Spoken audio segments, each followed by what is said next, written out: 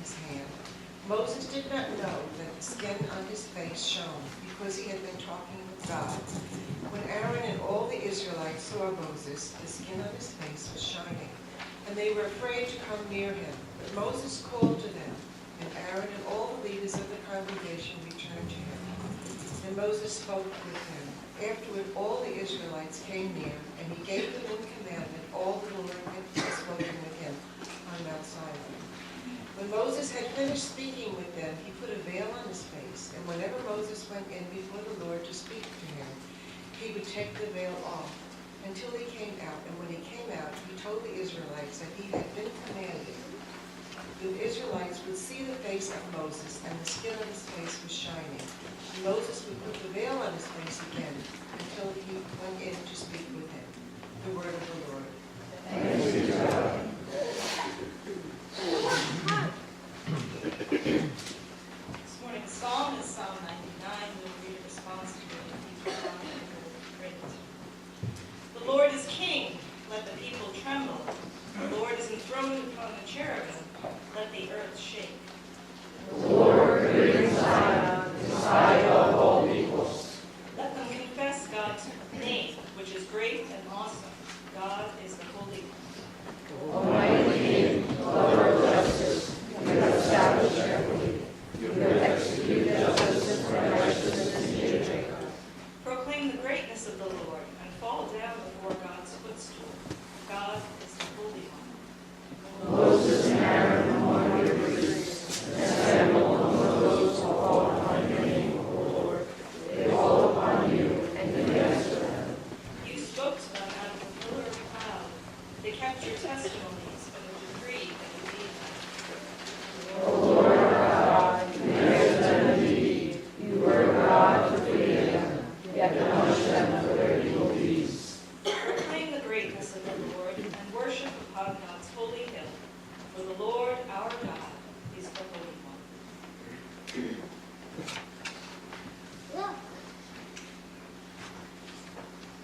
The second reading is from the book of 2 Corinthians. Since then, we have such hope, we act with great boldness, not like Moses, who put a veil over his face to keep the people of Israel from gazing at the end of the glory that was being set aside. But their minds were hardened. Indeed, to this very day, when they hear the reading of the Old Covenant, the same veil is still there, since only in Christ is it set aside. Indeed, to this very day, whenever Moses is read, a veil lies over their minds, and when one turns to the Lord, the veil is removed. Now the Lord is the Spirit, and where the Spirit of the Lord is, therefore is freedom. And all of us with unveiled faces, seeing the glory of the Lord as though reflected in a mirror, are being transformed into the same image, from one degree of glory to another. For this comes from the Lord, the Spirit. Therefore, since it is by God's mercy that we are engaged in this ministry, we do not lose heart. We have renounced the shameful things that one hides. We refuse to practice cunning or to falsify God's word. And by the open statement of the truth, we commend ourselves to the conscience of everyone in the sight of God. The word of the Lord. Thanks be to God.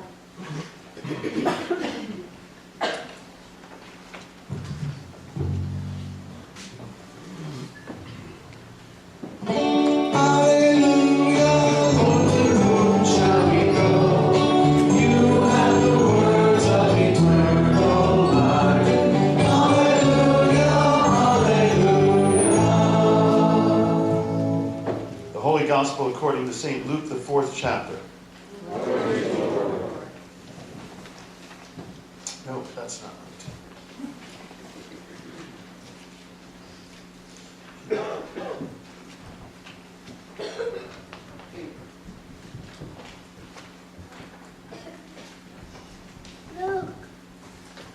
Just give me a second. The citation in the bulletin is not correct. So since I'm trying to read it out of the Bible itself, you guys are all a step ahead of me. Here we go. The Holy Gospel according to St. Luke, the 9th chapter. Now about 8 days after these sayings, Jesus took with him Peter and John and James and went up on the mountain to pray. And while he was praying, The appearance of his face changed, and his clothes became dazzling white. Suddenly they saw two men, Moses and Elijah, talking to him. They appeared in glory and were speaking of his departure, which he was about to accomplish at Jerusalem. Now Peter and his companions were weighed down with sleep, but since they had stayed awake, they saw his glory and the two men who stood with him.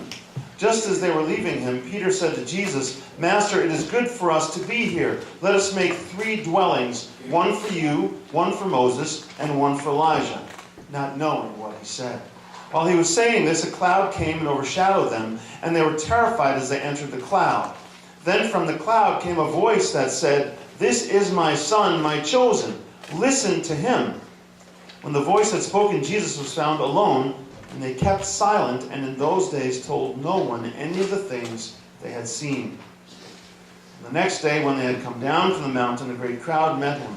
Just then a man from the crowd shouted, "Teacher, I beg you to look at my son. He is my only child." Suddenly a spirit seizes him, and all at once he shrieks. It convulses him until he foams at the mouth. It mauls him and will scarcely leave him. "I begged your disciples to cast it out, but they could not." Jesus answered, "You faithless and perverse generation, how much longer must I be with you and bear with you? Bring your son here." While he was coming, the demon dashed him to the ground in convulsions. But Jesus rebuked the unclean spirit, healed the boy, and gave him back to his father. And all were astounded at the greatness of God. The Gospel of the Lord. Praise to you, Lord Christ. Please be seated. Time for our children's sermon. So if you guys can come up.